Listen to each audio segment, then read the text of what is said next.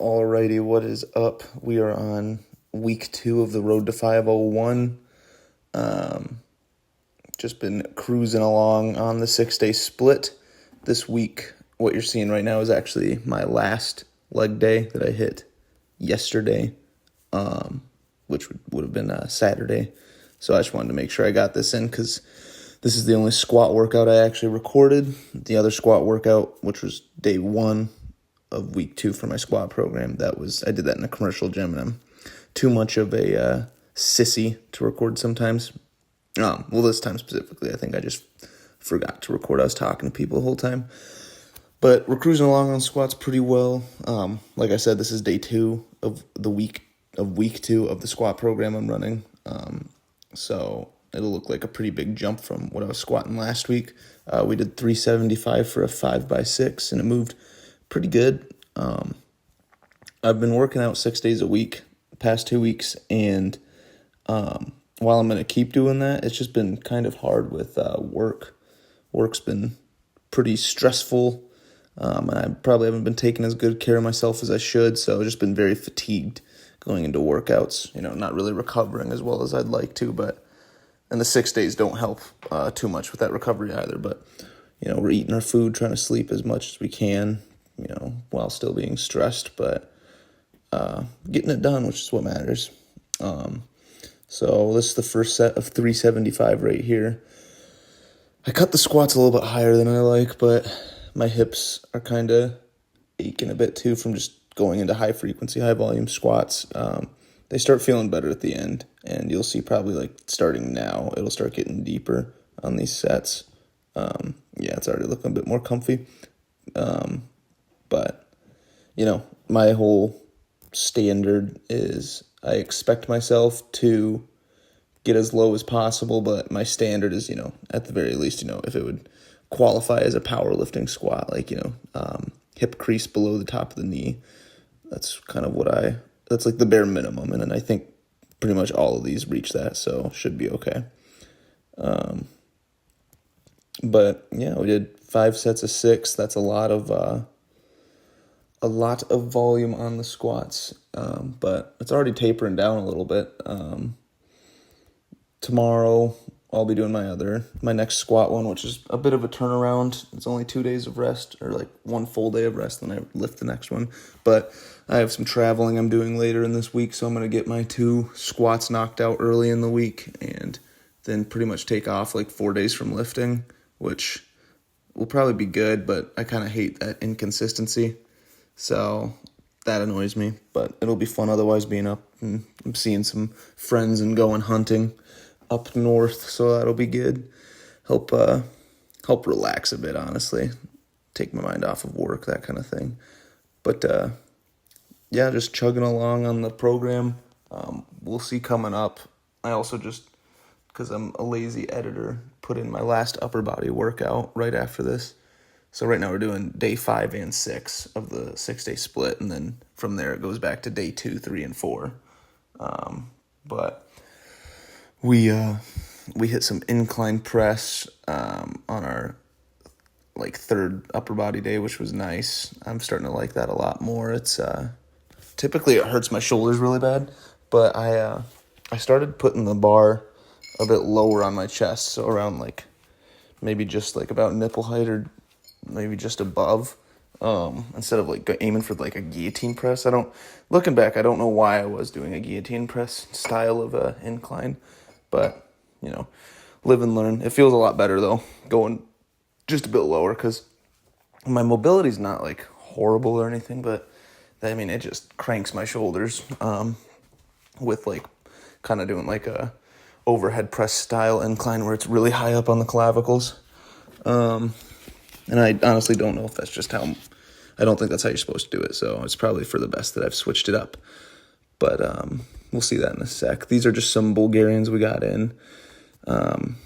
Not using a crash pad or anything or any elevated surfaces, just doing 225 for some good reps, good deep reps. Might bring out the elevated foot eventually, but I already don't get much lower than my knee touching the pad, maybe once or twice on a set, so no need to necessarily elevated if we're not going to be getting any deeper. But yeah, I mean, this is on my squat day, but I'm like so gassed from squats. I'm just trying to get whatever supplementary lifts in I can. I did do on my first squat day, I did some backwards lunges with the bar, which felt good. But I actually did 255, I think. 255 for 5 each leg on backwards lunge with the bar. So that's really good, actually. But yeah, just trying to push wherever we can with legs besides squatting, but not if it takes away from our squats, if that makes sense. So we want to make sure we don't lose our other lifts, but, squats what I'm pushing for the next 8 weeks. And then upper body, just, again, bench is the main focus because nobody cares how much you row, they care how much you bench.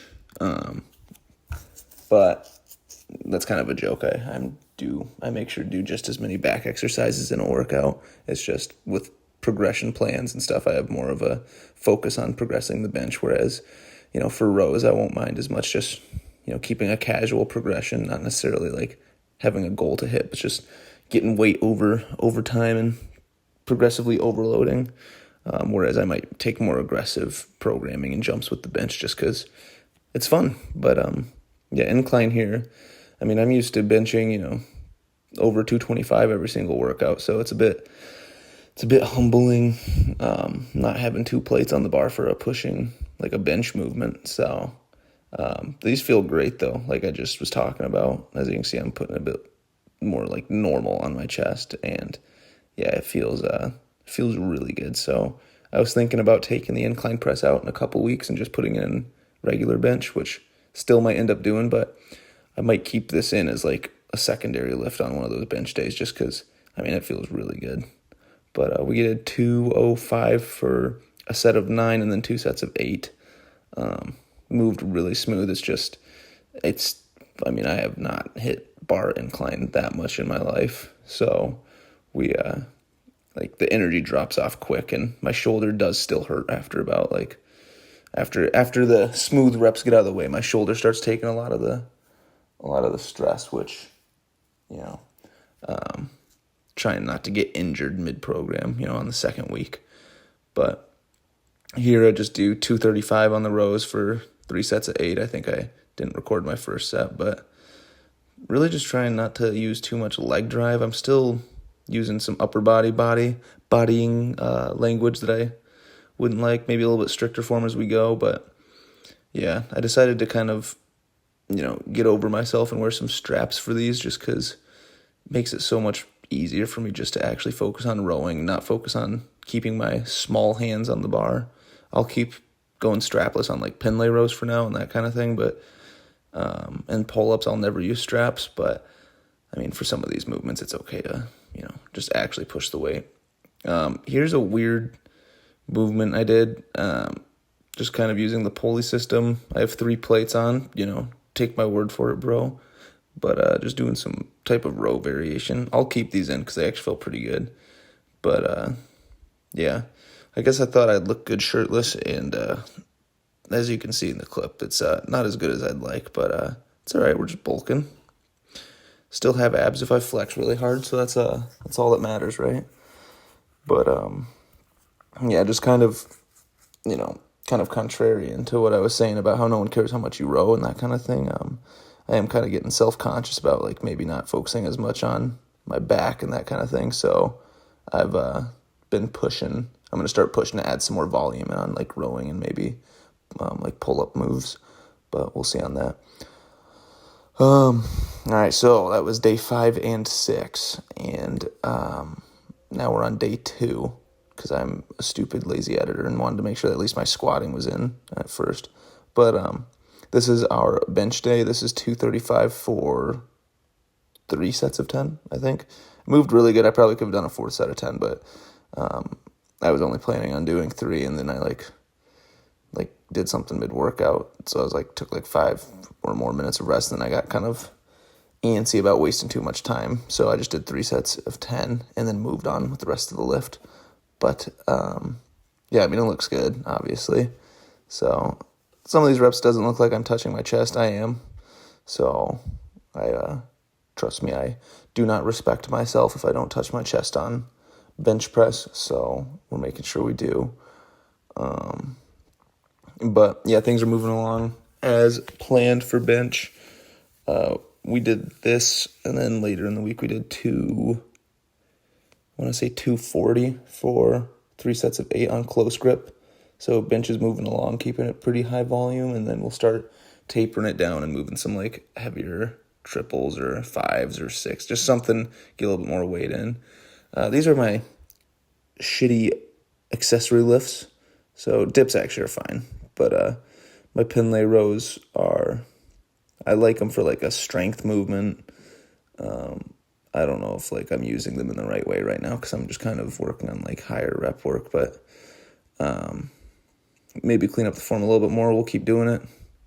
Doesn't look too bad there, but I'm going to use a little bit of motion in those knees and hips just because I like being powerful with this movement and pushing as much weight as like I reasonably can. So, yeah. And then I like throwing it afterwards because that's funny.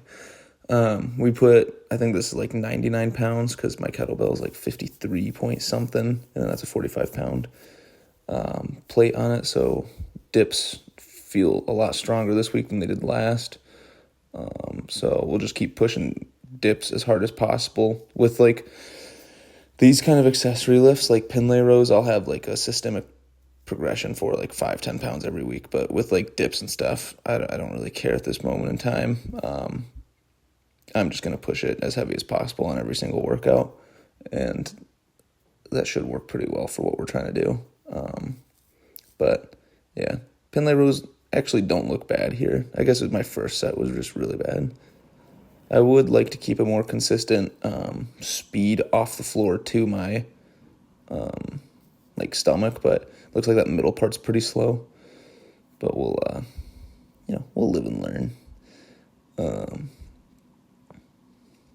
Last set of dips here, pretty grueling. I don't even know how many I get here, but it is. Weighted dips are one of my favorite movements, and I haven't been doing them enough lately, so I'm excited to be doing them, once a week again, and then maybe get a PR at some point on them. And then we have our crappy form pull-ups. Angle's not the greatest for me. Shows off the nice goblin chin, but I have gotten just in the habit over the past few years of just making sure chin gets over bar and not really caring about anything else. So again, another thing is maybe work on form with these, but it's just the past couple of years I went from being like a gym bro that really liked like high rep failure work to being someone who was like super obsessed with this like strength, maximal strength. So like movements like pull-ups and stuff, just unless it's a weighted pull-up, I just don't care that much. So I'm sure my mindset has shifted to a bit more of a moderate approach to lifting, but I still like strength as the most. And like some of my form on some movements has paid because I've been a bit lazy on keeping my standards high on them. So we'll work on our pull-ups, but keeping them here at the end of the workout, I am kind of fatigued too. So, it's just going to be hard to keep myself honest on a lot of these things. But yeah, I think besides this, we got another lower body workout where I do some jumping movements. I work a little bit on my front rack with front squats and then do a couple triples at 225 with my cross grip. Then we do a couple sets of RDLs. Then my other movement would be upper body workout, just hitting close grip overhead, weighted pulls, and dumbbell rows, and then some arms. But yeah, not much more else I got to say. Just going to keep chugging along and, hopefully record all my squats this next week since I'll be at my home gym. But yeah, so that's about it, and I'll be posting next week.